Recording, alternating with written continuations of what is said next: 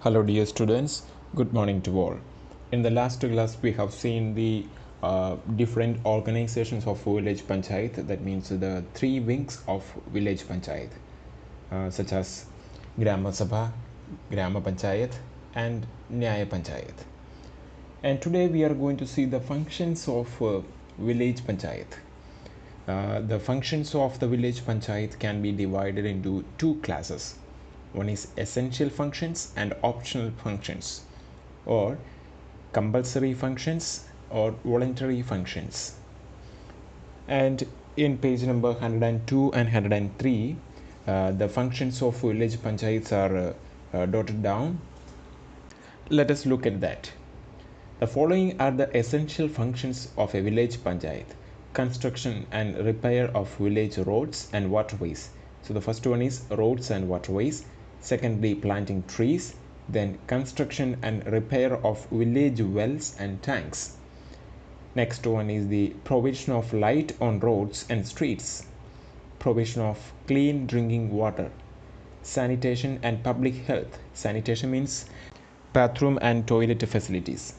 Next one is maintenance of public places, cleanliness of public streets, collection of rents. Collection of rents means the Grama Panchayat will have some buildings which are given on rents, like maybe for shops or some places which you can be given for to conduct some programs, etc.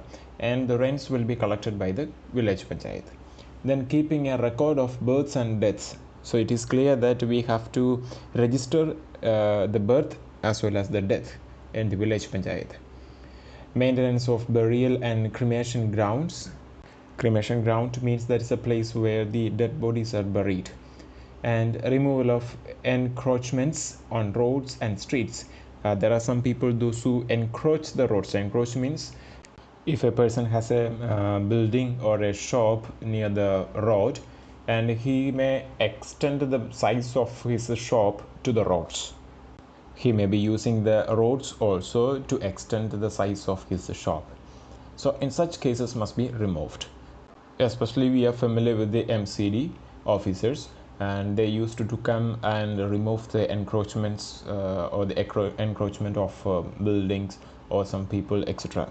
Those who make some illegal extension of their shops to the roads, those things must be or will be removed by the MCDs. And in the village also, it is the responsibility of the village panchayat to remove such encroachments. And the next one is the supply of good seeds and fertilizers. So from the panchayat, they are supposed to provide good seeds and fertilizers.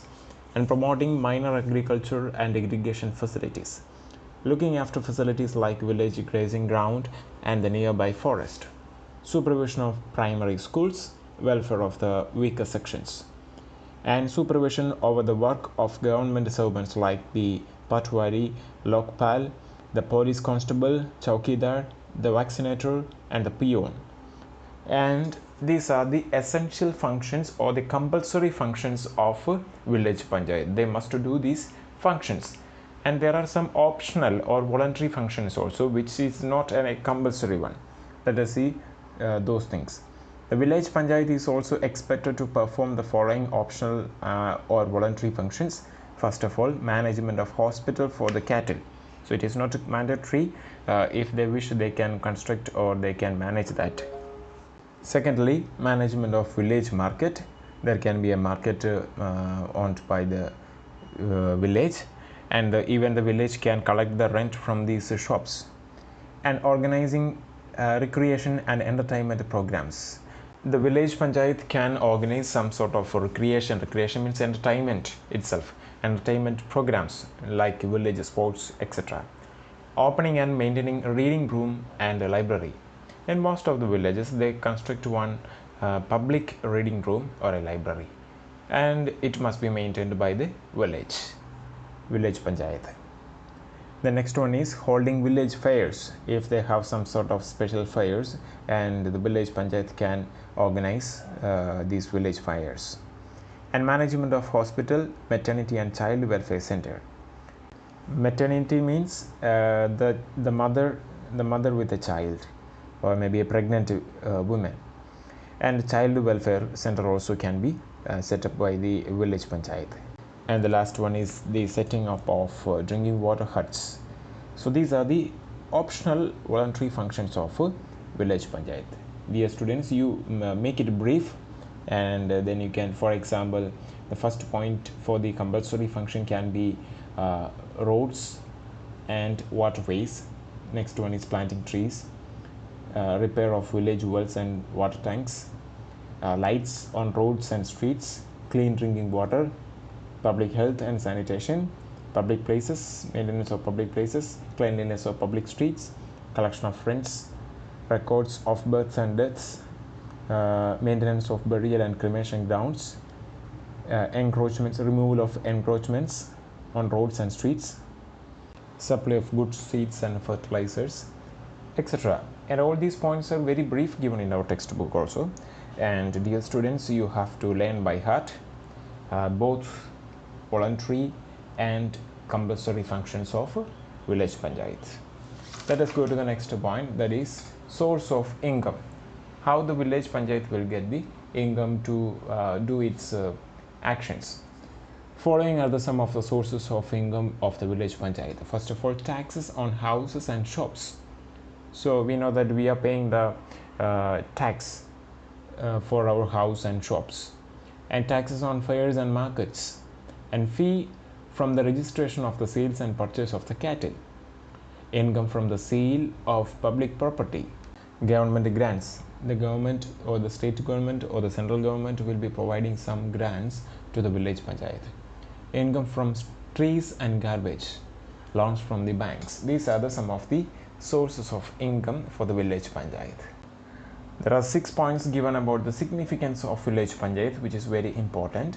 And here village panchayat means it includes all the 3 wings, all the 3 organizations: Grama Sabha, Gram Panchayat, Nyaya Panchayat. And let us look at the significance of village panchayat. In the light of the above discussion, we find that village panchayats play a very significant role. The following points may be noted in this connection. First one, they help the people in solving their own problems and thus reduce the burden of the government.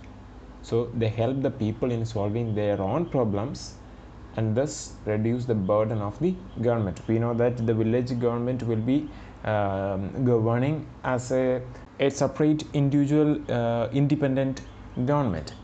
So it helps it to reduce the burden of the government, state government and the central government. Secondly, they provide the first lesson in democracy by giving the village voters a chance to elect their panchayat. So we know that the village panchayat president and vice president and the members of the village panchayat are elected by the election. So this is the first lesson for the democracy, and they vote for the panchayat members. Third point is that they are the primary centers to impart education in cooperation and self-help. So we know the primary schools are set up by the villages. So these are the primary centers to impart education in cooperation and self-help. So from the village itself we begin the education. The fourth point is that they teach villagers to be self-dependent, to develop their own resources. They are the basis of the Panchayati Raj. So we know that these 3 organizations are the basis of the Panchayati Raj. They help to establish democracy at the grassroots level. So in the very beginning, in the grassroots means at the foundation level itself, they establish democracy in the very foundation itself. These are the 6 importance of village panchayat, or the significance of village panchayat given in our textbook. And the next one is the panchayat and the state government. Panchayats are under the state government, which can frame rules to regulate their working. It can appoint panchayat inspectors to supervise and check their work. The state government gives grants and loans to the panchayat. If its work is not satisfactory, the district authorities can be directed to supersede it. So that means the state government, the panchayats are under the state government. The state government will be providing grants and loans to the panchayat. The state government will appoint panchayat inspectors to supervise and check their work. And if the panchayat is not working in a satisfactory way, then the district authorities can be directed to supersede it. They can they can take the control over the panchayat, the district authorities. So that is the connection between the state panchayat and the state government. There is one important point: the state election commission. The state election commission is responsible to conduct the election of the panchayats. The panchayats are the strong link in the system of Panchayati Raj, which has been introduced in our country. So the selection of or the election of panchayat president, secretary, not secretary. Secretary is a paid, panchayat secretary is a paid officer which is appointed by the district magistrate. Panchayat president or the sarpanch, mukhian, or the members are elected by the election, and this election will be held on the supervision of a state election commission. Dear students, with this we have completed the chapter. Let us brief the entire chapter. We have started the chapter with the decentralization of power. When power is taken away from central and state governments and given to the local government, it is called decentralization. From there we have started, and we talk about the Panchayati Raj, the three-tier system: Panchayat, Block Samadhis and Jilla Parishad. We have seen elaborately about the three-tier system, all the three: Jilla Parishad, Block Samadhi and Village Panchayat we have seen. Thereafter we discussed the significance of Panchayati Raj, and then we came to the village panchayat, the very brief or the very basic unit of the Panchayati Raj system, and that is the village. And in the entire chapter we were talking about the village panchayat. First we have seen what is it, then we have seen the three organizations, three wings, Grama Sabha, village panchayat and Nyaya Panchayat. We have seen its explanations, and then we came back to the village panchayat and we have seen its functions. There are two types of functions, essential and optional. And thereafter we have seen the source of income. Then we have seen the significance of village panchayat and the relation between the governments and the panchayat. And at last we have seen that the state election commission is responsible to conduct election for the village panchayat. Dear students, learn the entire chapter. It's a very small chapter. We have started with the Panchayati Raj. We have seen the three units, the three-tier system, and the basic system we have explained in this chapter. In next class we will be discussing the question answers. So till then, read the chapter, understand the chapter and learn it. Have a nice day. God bless you.